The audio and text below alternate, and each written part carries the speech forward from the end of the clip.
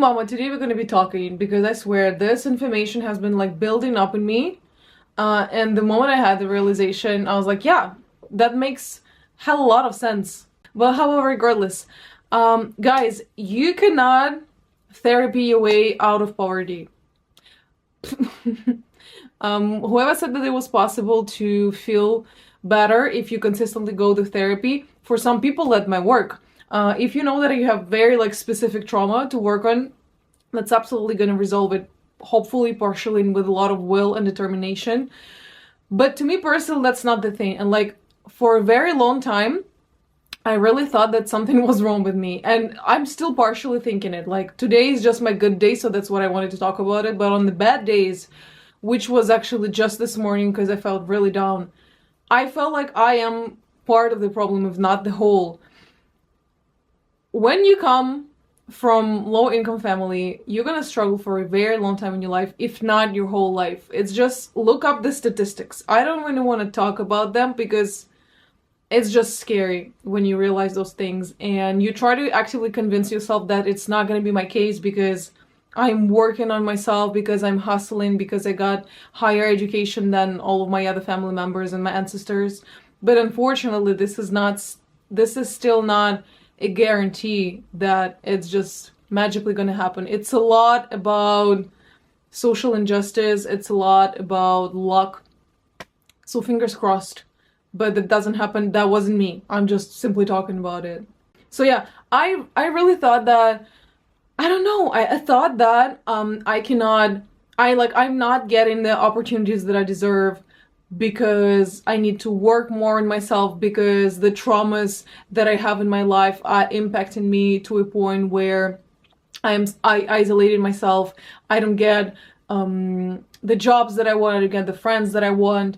And it is true that a lot of people who experienced traumas still think to that day, and maybe for their whole life, that something is off with them and they need to be healing. They need to be constantly healing. The thing with healing is that it literally never stops. There's no point in your life where you stand up and you go, I am healed.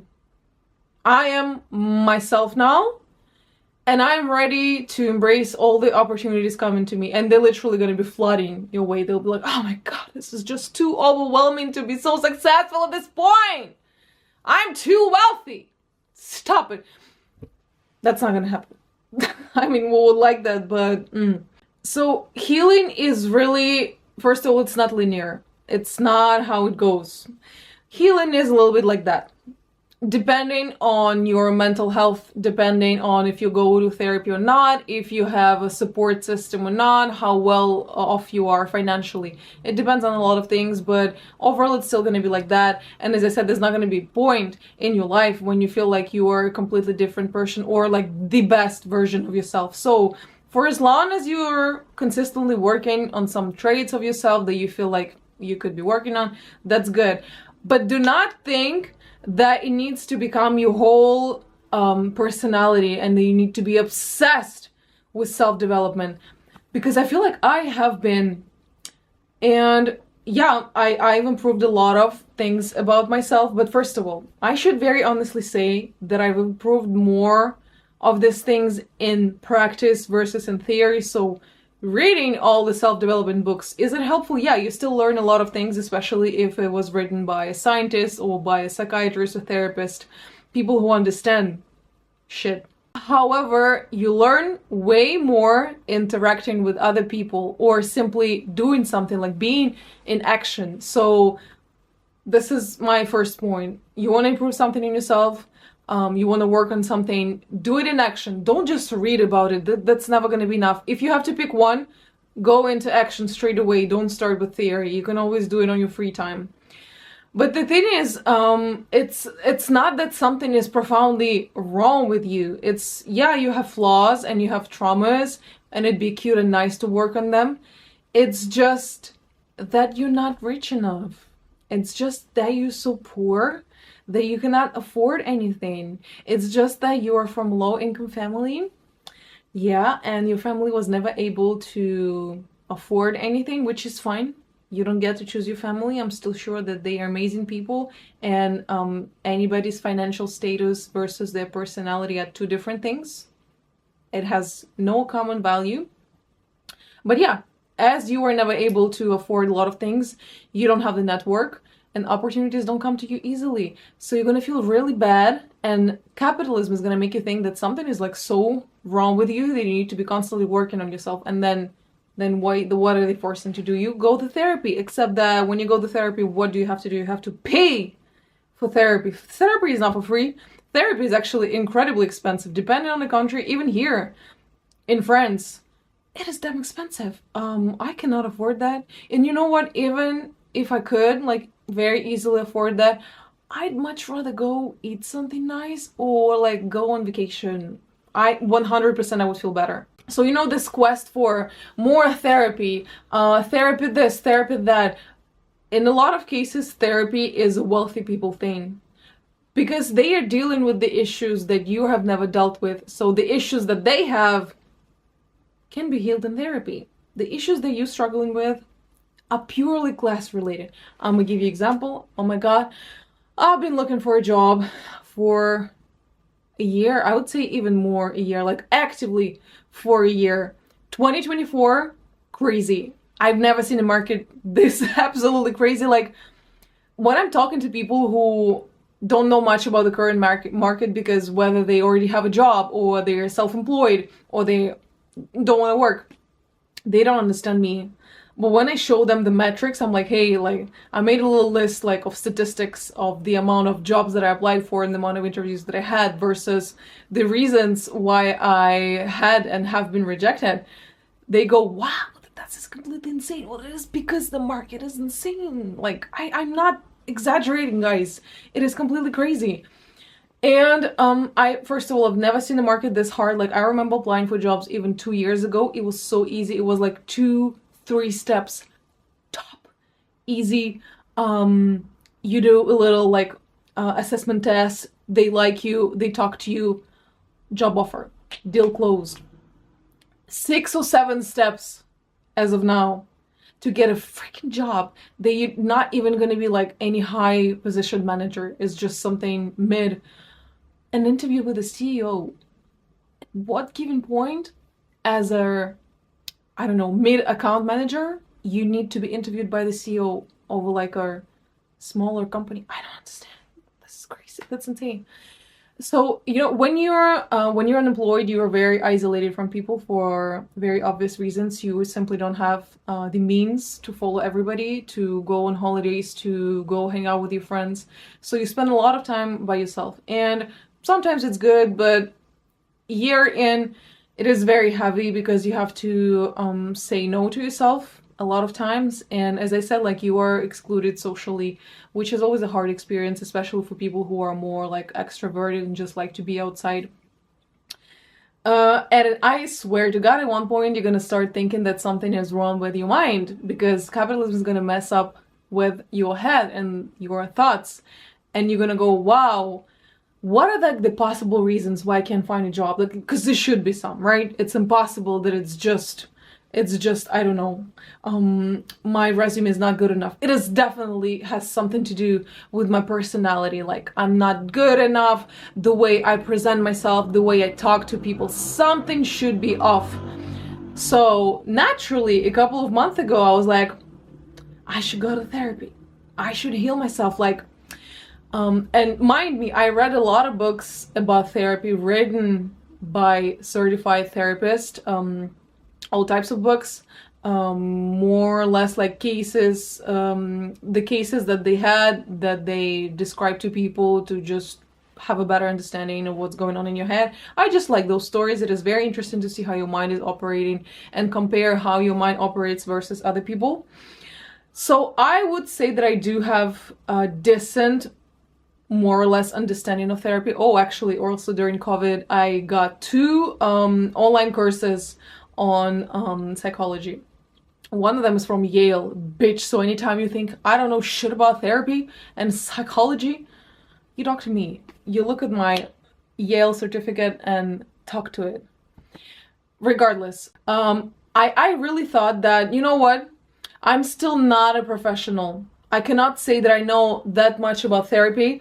I am pretty sure if I go to therapy, if I were to go to therapy, the therapist would still find those things that are wrong with me. And like, if we deal with those things, I would most definitely be the best version of myself, get the best job, and like opportunities will just naturally come to me.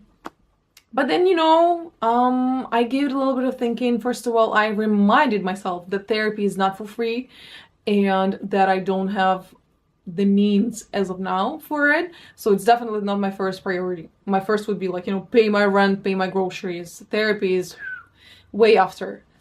And then, honestly, I already went to therapy, like 2.5 years ago. Yeah, she was cute, she was empathetic. Empathy is always nice, but I have the empathy within myself. Like, I would need therapy that is very solution oriented, as a lot of people, because once again, my biggest issue is it's not myself. If I had the money that I need to provide for myself, and when I say money, it's not just purely money, it's the network, the job, the opportunities, everything that makes your life easier, I would be entirely fine. It is just that, once again, the job market is so hard these days that unfortunately I cannot find the job that suits me, and they just keep rejecting me for whatever the reasons. It is not me, it is the job market. It is not you, it is the capitalism. It is not you, it is the social class injustice. And you know what? We just saw it with the American elections.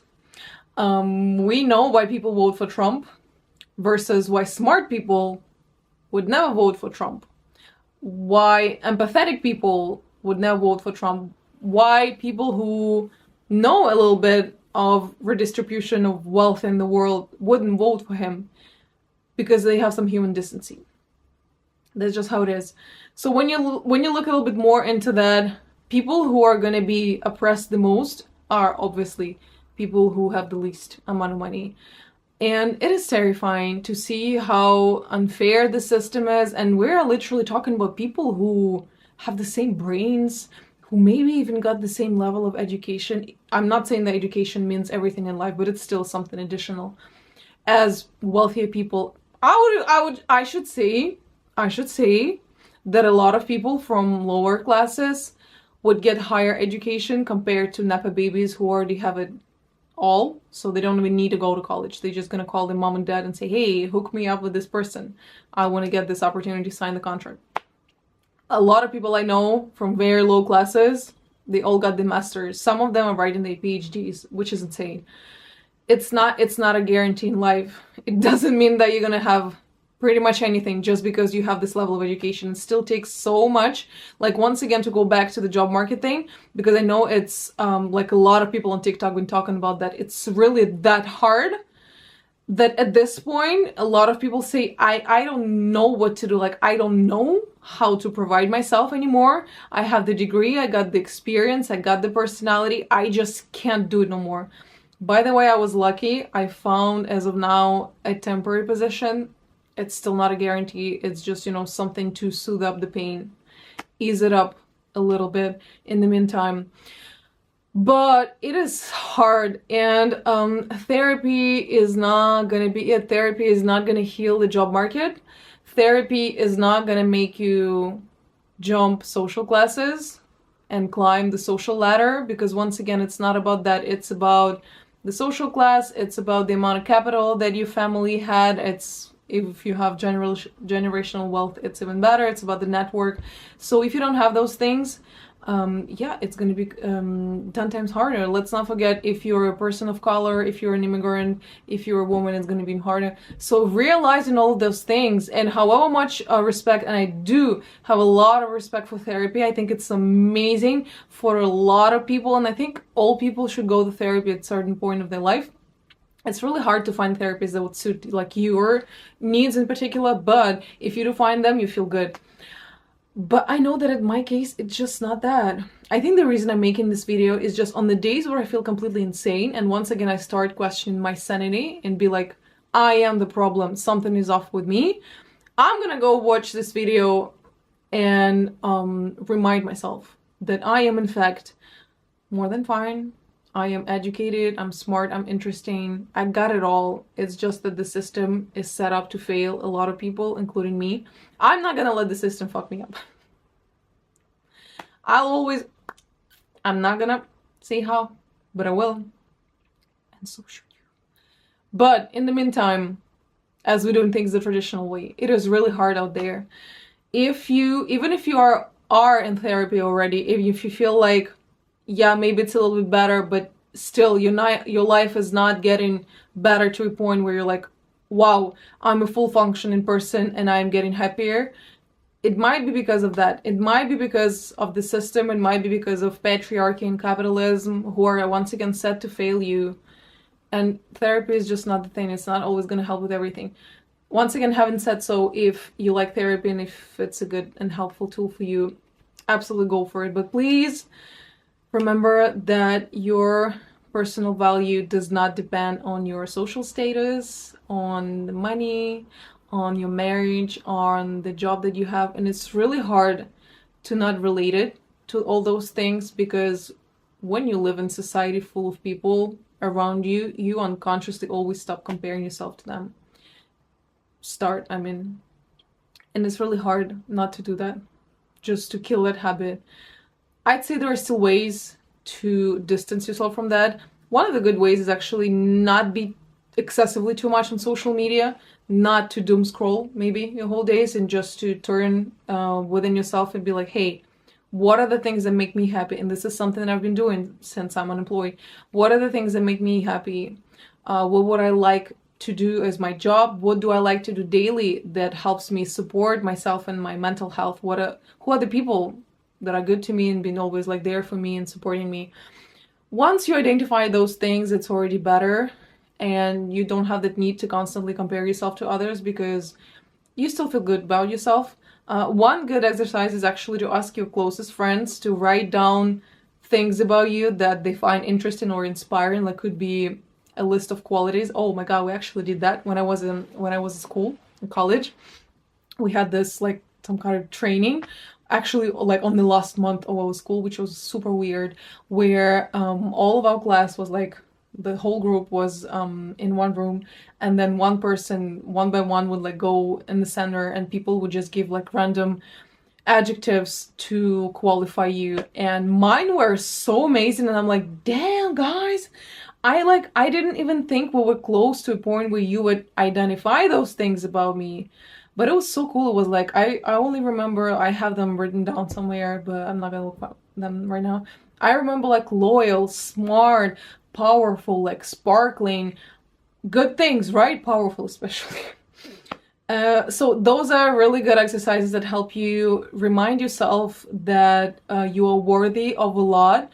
And it's not because you're not feeling yourself today, or you don't have that support system to really help you get where you want to be, that it's anyhow your fault, or that you're not going to be able to do that for yourself later. Please just stay consistent with your goals. Aim for high things. Don't be fucking humble. Like, whoever's going to tell you be humble in life, never be humble in life. Especially as a woman, you don't get to be humble. You get to brag about yourself, and you get to be so proud of every single achievement in life that you have. Let men be humble. That's exactly what they need to do to themselves. Humble down, sweetheart. And yeah, be consistent with your goals. Please work for them every single day. Be smart about the things that you work. Work more for yourself than you're working for others. Even if you have a job, try to have a little bit like side hustles, or like work on your own projects, write down some ideas, do something. It could be content creation, it could be small business, it could be anything else that like inspires you. But your value versus your job versus anything else, two separate things. And this is just, once again, a reminder to myself, because we are never properly healed, and I have my bad days just as anybody does. All of your favorite celebrities and content creators do. And I would rather be vulnerable about it and just share this experience, so people don't feel insane when the same happens to them, because it will happen to you, and it is completely fine and decent. And I just want to finish it by saying that you might not need therapy. You just need money.